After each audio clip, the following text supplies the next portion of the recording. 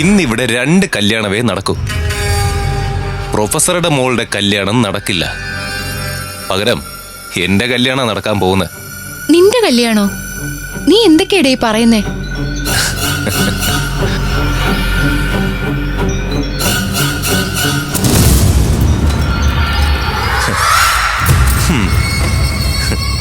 ഇത് കണ്ടോ, താലിയായിട്ടാ ഞാൻ വന്നിരിക്കുന്നത്.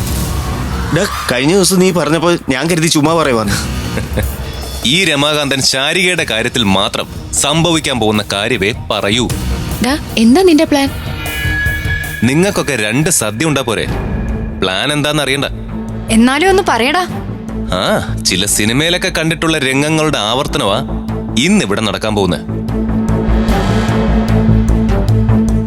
പെണ്ണിനെ പെണ്ണറിയാതെ താലി കെട്ടുന്ന പുതിയ നമ്പറുമായിട്ടാ ഞാൻ വന്നിരിക്കുന്നത്. അതാ ചന്തു സ്നേഹിക്കുന്ന പെണ്ണ, അത് മറക്കണ്ട. അതുകൊണ്ട് തന്നെയാ ഇങ്ങനെ ഒരു താലികെട്ട് നടത്താൻ ഞാൻ തീരുമാനിച്ചത്. എന്തായാലും കുറച്ചു കഴിയുമ്പോ ഈ ചന്തു ഉൾപ്പെടെ പലരും നെട്ടോട്ട് ഓടാൻ സാധ്യതയുണ്ട്. അങ്ങനെ വന്ന ആ സമയത്ത് എന്റെ പെണ്ണിന്റെ കഴുത്തിൽ ഞാൻ താലി കെട്ടിയിരിക്കും.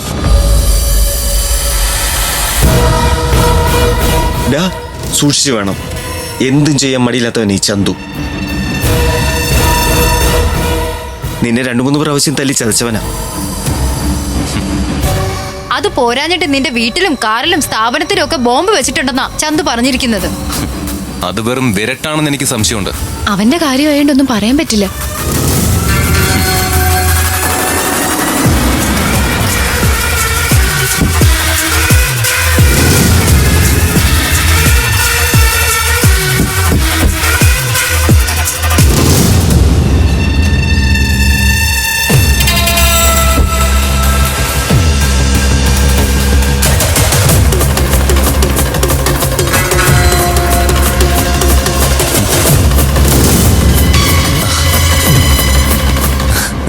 എന്റെ പെണ്ണെത്തിന്ന് അത് പറയുമ്പോ അവന്റെ ഒരു സന്തോഷം കണ്ടില്ലേ?